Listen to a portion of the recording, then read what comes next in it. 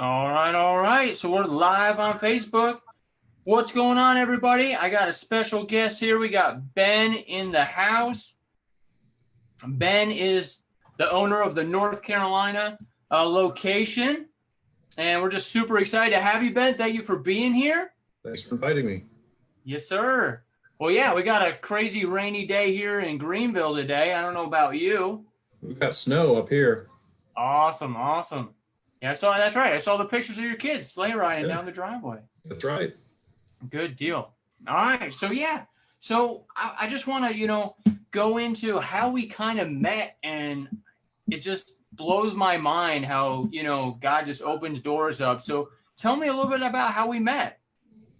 Well, it was really simple. At the time, I was selling church furniture, and one of the things that we offered was steeple cleaning.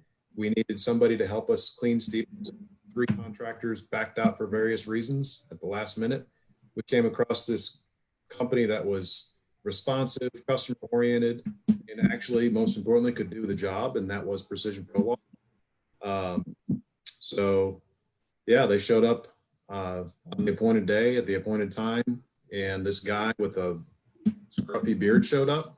That was the first time I'd met Pat, but he rolled up with, I think, 3 trucks that day, because you had the NPR and you had 2 other trucks, and you were training guys. Yep. And yeah, you got up there and got it cleaned. And I think we had a lift on that day too. Yeah, Yeah. that's right. Yeah. We had like a 60-foot lift to get up to the steeple. Right. Yeah.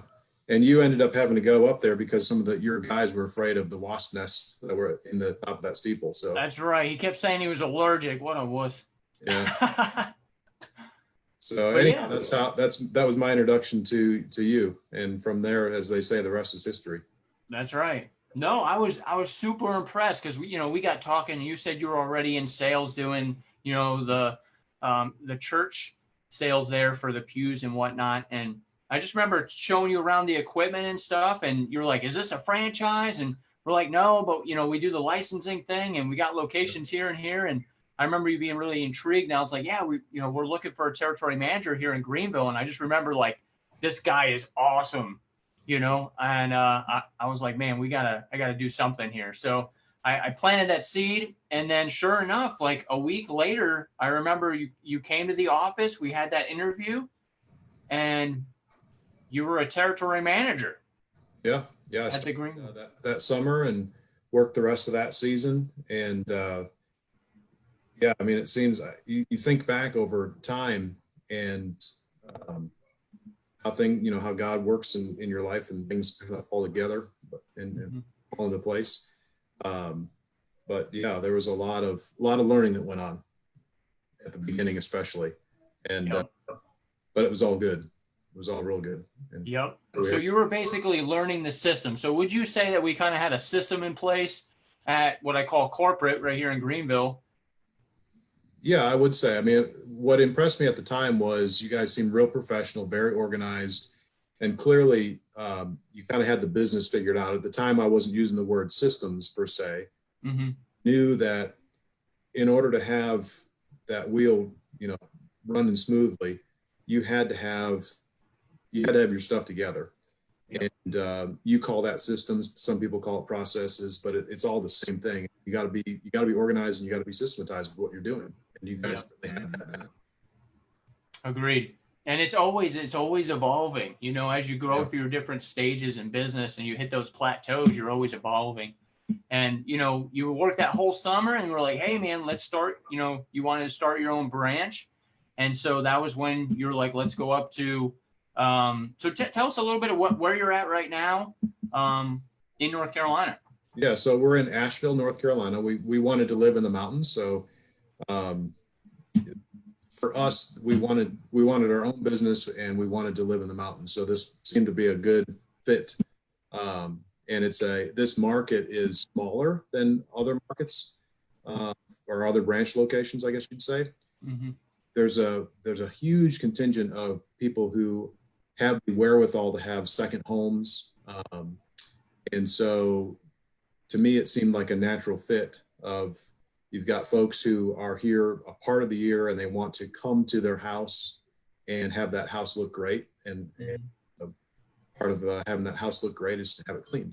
So that's a big contingent of our business, but also there's a lot of people who live here like us. They want to live in the mountains, and they live here year round. So there's a just a tremendous amount of work to be done, and not a lot of people doing this kind of thing. Yeah. And I love how you did it. Like, you're like, you went up there, you didn't do the cleaning at all in the very beginning. You know, some people are like blown away by this. They're like, well, you know, I got to get a truck. I got to get a skid. I'm going to be the guy doing the work, you know, wearing all the hats. Yeah. And you're, for guys that are watching right now, you are crushing it. Like, you started in, when did you start? Well, we started cleaning operations on April 8th.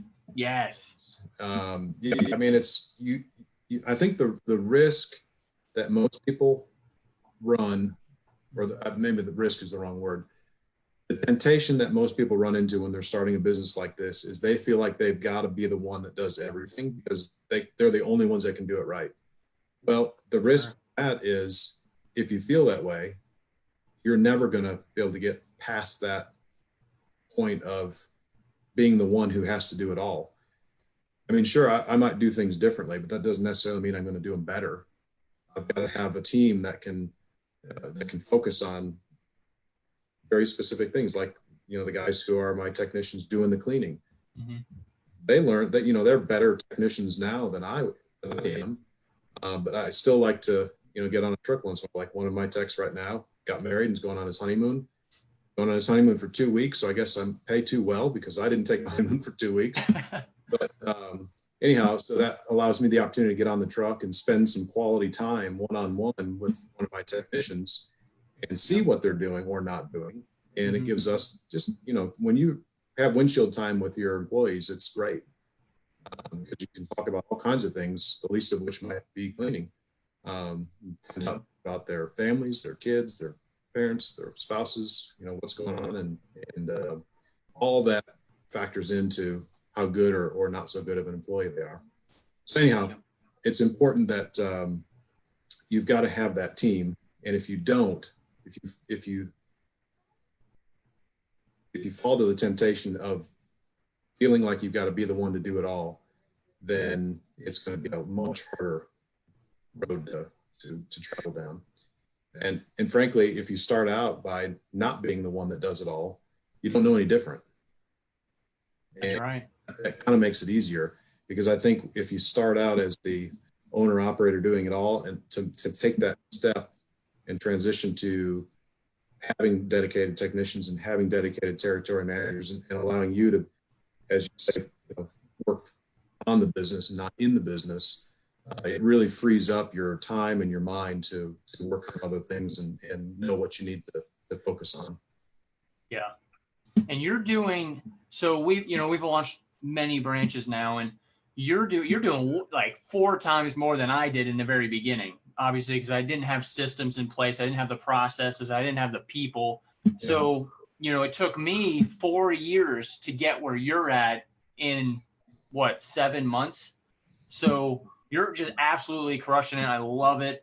Tell us a little bit about, like, you had technicians, you were doing sales, and you started implementing territory managers, doing our marketing program. Mm-hmm. What's some of your successes, I guess, that kind of propelled you forward quickly that you feel? Well, I think it all, it's like the complete package. You can't cherry pick what you think is going to work in your market. Really, as I step back and look at what we did and didn't do, the only thing that we didn't do that you guys do is it's kind of a simple thing. It's the shirts. I mean, we do the logo. We didn't do animated shirts, but otherwise we do the wrapped vehicles, we do the clip flyers, we do yard signs, we do the check it out flyers. You know, all those different things are really important. And if you decide that either you can't afford or you don't think it's important to do wrap vehicles, for instance, you know, we've had, I don't know, probably documented 8 or 10 leads that we turned into sales because they saw a vehicle. But beyond that, you know, like you told me when I first started, it's the idea of creating a buzz, and Mhm. all kind of was driven home. We're a member of the chamber up here, and I've gotten to know one of the chamber members very well, and we've referred some business to each other, which is what you want, right? Well, he told me the other day, he said, "How big are you guys?" I said, "What do you mean, Jim?" He said, "Well, I was sitting in my truck one day, and a van goes by with your, van goes by, and I'm on the phone, and a few minutes later, a truck goes by that's wrapped. And then later on in the day, a different truck goes by that's wrapped." He said, how big are you? So it was that impression that you're larger than you might be, Yep. but also you're driving billboards. So people are seeing that advertisement, and you never know what it is that's going to cause them to call, whether it's the flyer or card sign or the vehicle or walking through this store with, our logoed shirt. Yep. All And those that's things together. And that's exactly it. It's not one thing. Sometimes we're thinking it's this one secret, and you see on Facebook and this guy's, doing really well and it's this one thing. It's not just one thing. It's always, multiple things that are compounding on top of each other That's to right. really hit them. It takes, and it's funny because every year it goes up, but first it was 5 times. Customer had to see you 5 times before they even called, right? Now I think it's up to 7 or something like that. But you do, it goes off of multiple streams that are going to build, that you're creating the buzz, you're making a big impact. How do you become something, that's really big in your area that people know? And, if you're just going out and you're doing 500 flyers here and, you're not driving a wrap vehicle and you're going to this job here, you're wasting time. Like, I'm not saying you're wasting time, but you're wasting valuable replication. I don't even know how to say it, but That's opportunity. I mean, yes, opportunity. you missed an opportunity to show the customer that you're there and that you're in their area. And for us, it's really important that we be a part of our community, because Yep. it's not like we're just, like I think of when a storm comes through, and what do you see? The first thing that you see is roofers from Mm-hmm. over the place. But none of those guys are invested in their communities, and that's what we wanted to be different in that way. And so, so we've done things to really build ourselves into this community so that we're a part of it, and not just an, oh, by the way, happen to be here with time kind of thing. Yep. And I want to touch too. So you were growing, and I remember coming out to your first, little shop. It was an office, right? Yeah, 10 by 10 office with a little desk and well, actually 2 little desks, one built in the wall and one shoved in the corner. And Yep. yes, And you still had the systems on the walls the best you could in that 10 Yeah. by 10 office. Yep. But yeah, And then, within once we started operations that very first week, mhm. you saw the shop space we were considering and told me I needed to do it, so we did it. And it was again, it was a risk. We stuck our neck out there and spent more than we would have wanted to have spent at that stage. But it was really important because even right down to our team members, our employees, feeling like they had a place to come rather than just a parking spot was important. Because now, instead of doing an interview in Starbucks, I'm doing an interview in our office at our conference table, and with the bathroom in the place, so they don't have to go down the street to go to the bathroom. I mean, all those little things, they're expensive, but in the long run, in the scheme of things, it really matters and pays off, I think. Agreed. And it's fine. Like, some guys are working out of their house right now. They got a garage or whatever. That's completely fine, to a point. But you're selling to 2 people, right? You're selling to your customers and your employees. They want to be coming to the next best thing. So the quicker you can do that, you're going to maximize what you can do in a year. I strongly believe that. And like you did, you went to that new shop, you were like, all right, we need to get the second truck already. I'm like, dude, it's only been 4 months, you're like, yeah, you're ready. And you're putting those territory managers in place. They came down to Greenville, which we call corporate, and train with us. That was awesome. So we went out and did sales. I think your technicians came down too. Is that correct? That's right. The week before, I sent them down for a week of training. And then the first territory manager went down for 3 days. By the time I hired the second territory manager, I handled his training because I felt comfortable doing it. And the fact that I already had a territory manager doing selling for me meant that I didn't have to not sell. Huge. To focus on training. It's kind of like plates, right? Which plate am I going to spin and keep them all spinning at the same time? Well, if I'm trying to keep all the plates spinning, eventually some plate's going to fall. But if I have, my technician spinning the production plate and my territory manager spinning the sales plate, then I can kind of be where I need to be and manage the business, like we said, work on it rather than in it. And I love that. That's huge. And you also utilize soft wash systems. You guys went down there for the Discover soft wash as well, right? Yeah. And that was awesome. That was, for me, that was really a key, really a high point for the year because it was so good to be down there, get to meet AC and his team, get to meet other people who were doing the same thing as me, getting ready to start doing the same thing.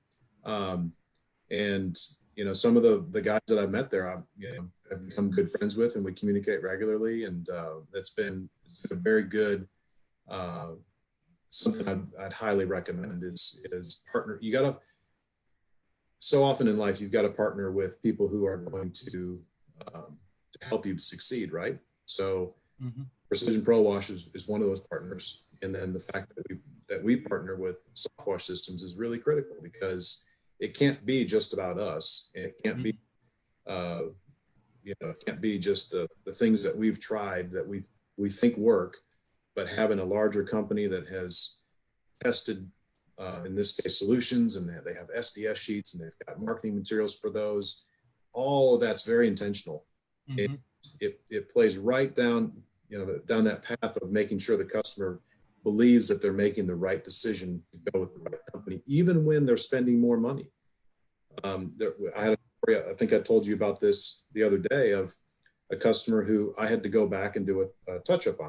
Don't have a problem with that. I never claim that we're perfect, but I always claim that we're going to make things right.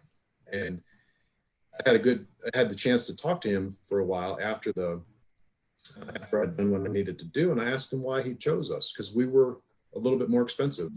But in his opinion, we were more substantial and more professional. We were responsive right on all the way from the time that he made the initial contact to the time that territory manager visited to do the estimate, to the time that my technicians came to do the cleaning, to the time that I came out and did the touch up that needed to be done. Everything was on schedule when we said it would be, did what we said we would do, all of us in different vehicles, which were wrapped. So again, that perception of he made the right call because he was dealing with a company that was, his perspective was substantial and that they're here for the long haul. Yep. I love it. I love everything about it, man. You're doing it, you're making it happen. You're kind of taking what we've done at Greenville and you're just implementing the power of implementation. You're just executing on everything. And so what would you say, becoming a part of PPW, like with the support and, our culture, if you will, how is that helping you, week to week, month to month? So I had, I had 25 years of corporate America experience, and we won't get into that now, but I wanted to get out of that environment. It gave me a good foundation of, how to run a business and the day-to-day operations that have to occur and are crucial to be successful. But for me, what was really important that I partnered with somebody who would be able to give me the technical support that I needed when I needed it, and give me a system specific to what we're trying to accomplish, in this case, cleaning houses and businesses. And so, I didn't want to, as part of my spiel when I talk to customers, when I do have the opportunity to sell, is I didn't want to recreate the wheel. I just wanted to take Precision Pro Wash wheel and bolt it on my truck.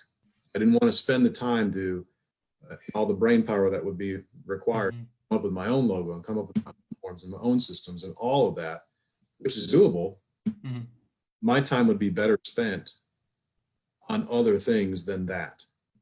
And so it was for me, it was important that I partner with somebody who could give me those tools, and then I could take those tools and create what we wanted to create. And that's what we've done. Yep. I love it. And that, that's how I started. I got a business coach. I, partnered with Softwash Systems. And, I'm here because honestly, AC, went out and he started doing business coaching, and I happened to be in the right place at the right time. And, a lot of people have heard my story where I was going to throw in the towel. This was back in 2010. So I started in 2006. And, I struggled for 4 years because I didn't know anything about business. I didn't have the processes. I didn't know who needed to be where. I was learning everything and doing, obviously searching on the internet and, researching every day, every night. My wife's like, "What are you doing?" "I'm trying to find out the secret soap," you know? And so you want to do that. And, we had 13 years of experience of trial and error, blood, sweat, and tears. I mean, eating rice and beans over the winter. And so you saw that, you latched onto it, and, we can obviously see you're just crushing it up there, making so many customers happy, making your dreams come true. It's just so awesome to see, to be a part of it and just to seeing you execute, Ben. It's just a blessing for me as well. I'm learning as we go. And just as the network grows, we added a Kentucky location, and it's just so awesome to see, and you guys working together, the calls behind the scenes and, what's working for you and that support. And you can take it to any level you want, everybody's why's a little bit different, but at the end, we're providing for our families and creating a legacy. That's right. So I don't want to take too much of your time. I really appreciate it, Ben. Is there any, words of encouragement that you could say, to somebody maybe wanting to start a business, or maybe, 1, 2, 3 years into it that's kind of stuck, that are just like, man, I'm at wit's end? Well, you got to hustle. You got to follow the systems. If you can do that, you can't do one and not the other. In other words, you can't have the systems without the hustle, because if you don't hustle, you're not going to have the sales you need to execute on your system side. If you have the hustle, but you don't have the systems, you're not going to be organized enough to be able to follow through and provide the experience that the customer really needs to have to make the decision to use you. And I'd say take calculated risks. And those risks, at least starting out, need to be focused on things that are going to directly impact sales. So I spent a lot of money this year on advertising. And in our market, we do a lot of EDDM advertising. It's expensive, but for me, it was a way to, kind of get my name out there in a fast way into really what is largely a rural market. And so that was, for us, it was good this year. I hope that I don't need to spend as much on that next year. I can spend it in other ways. But yeah, you want to be real calculated in your risks. In other words, be smart with the way that you're going to spend money. And if you've got to choose between spending it on something that's going to directly impact sales or expanding your shop, go with the sales. The shop will follow. But go do the things that are going to impact your sales, because it all flows from there. And then controlling your expenses. I would say you've got to monitor them daily, not monthly. I started watching them monthly, which was not fast enough. And I would say that you really want to partner with a trusted professional bookkeeper / CPA to help you with that process. So I know I'm not great at everything. I want to be great at everything, and I definitely don't want to be great at accounting. And so if I'm not going to be great at that, then I need to partner with somebody who is and can help me with that. And so that's why that's really, really important. And the sooner you do that, the better, because you can, as the guy that I rent my shop space told me, one day you'll be thinking you're doing great, and one day you'll wake up and you'll wonder what happened to all the money. And so you need to make sure that you monitor that.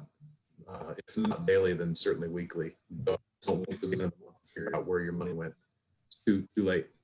That's right. Knowing your numbers is key, because if you're bleeding and you're not following your numbers, you have no idea. And, you know, with any small business, you got to suck the money out of it or it's going to take it. End of story. You got to watch, like you're saying, you know, SH expenses, payroll. So like the number two things, right, is damages and overtime. You know, you got to watch those. So I love it. Thank you, Ben. I really appreciate you being here. Thank you. Man, just an awesome experience and such a story, you know, that you have there. But thank you again, Ben. Have a great day. Have an awesome day with your family in the snow. Hopefully I'll be making some snow tonight if my wife will let me. But she said she's going to push you down in the wheelchair. So I want to, Yes. I want Facebook Live on that, please. That's right. Awesome. Cool. Well, thank you, Ben. And you guys have a great rest of the day. Have an awesome week and get out there and crush it. We'll see you There you go. next time. All right. Thank you.